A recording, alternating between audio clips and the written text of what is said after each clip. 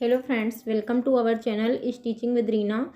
Friends, आज मैं आपको डबल एक्सल साइज के सूट की कटिंग करना बताऊंगी। तो इसका जो साइज़ है वो है 58 इंच।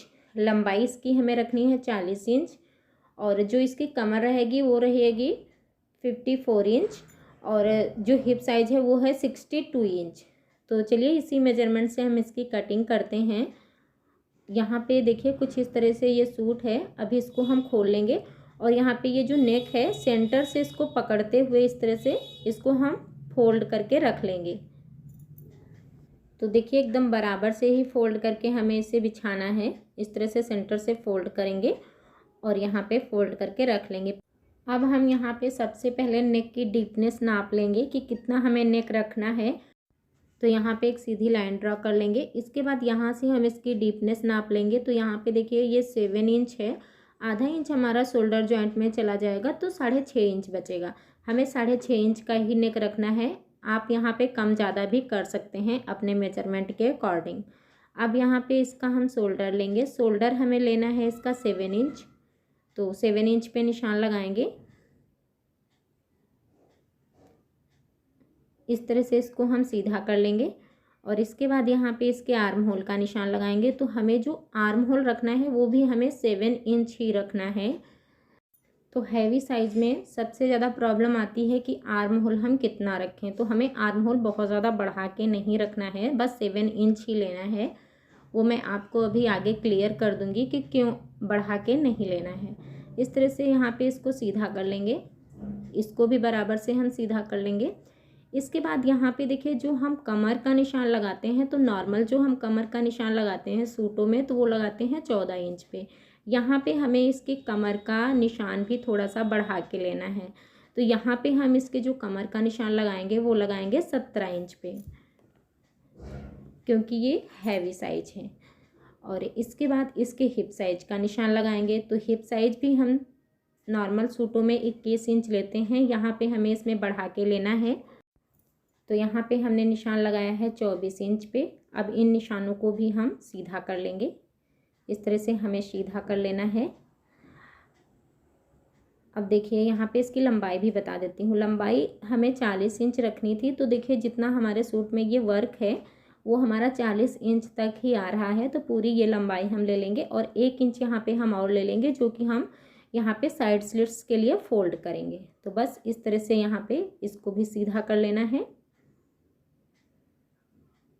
ये मैंने सीधा कर लिया।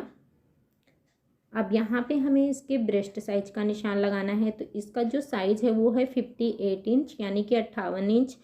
तो उसका हमें चौथाई हिस्सा लेना है, जो कि होगा 14.5 इंच। तो हम यहाँ पे 14.5 इंच पे निशान लगा लेंगे। इस तरह से हमें नापते हुए 14.5 इंच पे निशान लगा लेना है। अब यहाँ पे हम इसकी कमर का निशान लगाएंगे। कमर है हमारी 54 इंच यानी कि 54 इंच। उसका हमें चौथाई लेना है, जो कि होगा 13.5 इंच। तो यहाँ पे हम 13.5 इंच पे निशान लगाएंगे। और हिप साइज जो है वो है 62 इंच यानी कि 62 इंच। उसका हमें चौथाई लेना है 15.5 इंच। तो यहाँ पे हम 15.5 इंच पे निशान लगाएंगे। अब जितना हमने हिप साइज लिया है उतना ही हम यहाँ पे भी निशान लगा लेंगे 15.5 इंच पे। अब ये जो हमने निशान लगाए हैं इन निशानों को इसी तरह से ही मिला लेना है। ये मैंने मिला लिया। अब यहाँ पे मार्जिन ले लेंगे। तो जहाँ हमें साइड स्लिट्स बनानी है वहाँ हमने 1 इंच मार्जिन लिया है और ऊपर की साइड में हमने 1.5 इंच तक रखा है। अब यहाँ पे हमें इसके आर्म होल का निशान लगाना है। तो ये फ्रंट आर्म होल है। यहाँ पे हम गहराई देंगे 1 इंच से। तो इस तरह से हम एक सीधी लाइन बना लेंगे। अब यहाँ पे हम 1 इंच तक इस तरह से नाप लेंगे और यहीं से हमें इसके आर्म होल का शेप दे देना है। इस तरह से रखते हुए यहाँ पे इसके आर्म होल का शेप दे देंगे। तो ये मैंने यहाँ पे शेप भी दे दिया है। अब यहाँ पे बताती हूँ कि मैंने 7 इंच लिया था, आपको बढ़ा के क्यों नहीं लेना है। तो देखिए जैसे कि हम यहाँ पे 14.5 इंच पे निशान लगाया है। अगर जो इसका हम साइज कम करते हैं तो यहाँ पे देखिए आर्म होल अपने आप ही कम हो जाएगा बाहर की साइड में इस तरह से। तो हमें इसको बढ़ा के नहीं लेना है। जितना साइज होता है उस हिसाब से वो बाहर की साइड में अपने आप ही बढ़ जाता है आर्म होल। तो बस यही था, क्लियर करना था आपको। आई होप आपको ये समझ में आया होगा। अब ये जो हमने निशान लगाए हैं, इन्हीं निशानों पे हमें इसकी कटिंग कर लेनी है।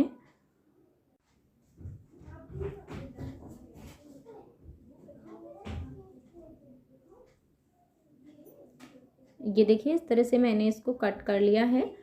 अभी इसको हम हटा लेंगे बाहर वाले कपड़े को, और यहाँ पे ये जो हमने निशान लगाए हैं, यहाँ पे छोटे छोटे से कट लगा लेने हैं ताकि हमें पता चले। अब इसको हम हटाएंगे, और ये जो कपड़ा है इसको हमें फिर से डबल फोल्ड करके रखना है। तो इस तरह से हम इसको फिर से डबल फोल्ड करके रख लेंगे। मेजरमेंट के हिसाब से ही फोल्ड करना है, और जो हमने फ्रंट पार्ट कट किया है उस पार्ट को हमें इसके ऊपर रख लेना है। ऐसे बराबर से बिछाते हुए इसके ऊपर रख लेंगे।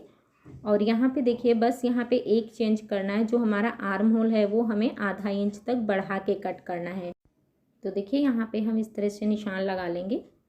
ये देखिए, बस इसको इस निशान पे ही कटिंग करेंगे। बाकी जो हमारे फ्रंट पार्ट के निशान हैं, सेम उसी बराबर में ही पूरे सूट की कटिंग कर लेनी है। तो इसी तरह से रखते हुए इसको भी हम कट कर लेंगे। ये देखिए, इस तरह से मैंने इसको भी कट कर लिया है। बाकी कपड़े को हटा देंगे और यहाँ पे भी हम कट लगा लेंगे। अब इसके बाद हमें बैक पार्ट के नेक की कटिंग करनी है। फ्रंट नेक की कटिंग हम बाद में करेंगे। तो यहाँ पे इसकी हम चौड़ाई नाप लेंगे। तो इसकी जो चौड़ाई है वो है 3.5 इंच। अब ऊपर वाले पार्ट को हम हटाएंगे, और यहाँ पे इसकी जो चौड़ाई लेंगे वो लेंगे हम 3 इंच, क्योंकि आधा इंच जब हम सिलाई मार्जिन में ले लेंगे तो हमारा ये 3.5 इंच हो जाएगा।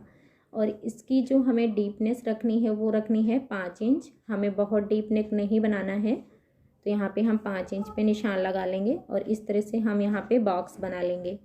इसके बाद हमें यहाँ पे नेक का शेप दे देना है, और इसी शेप में हम इसकी कटिंग कर लेंगे।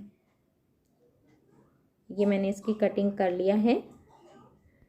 और अब हम इसके आस्तीन की कटिंग करेंगे। तो आस्तीन की कटिंग मैंने आपको नहीं बताया है अभी। इसमें हम सलवार कटिंग करने के बाद जो हमारा कपड़ा बचता है उस हिसाब से हम इसके आस्तीन की कटिंग करेंगे। आई होप आपको ये वीडियो पसंद आई होगी। अच्छी लगी हो तो लाइक, शेयर और सब्सक्राइब भी करिएगा, और कमेंट में भी बताइएगा। Thanks for watching my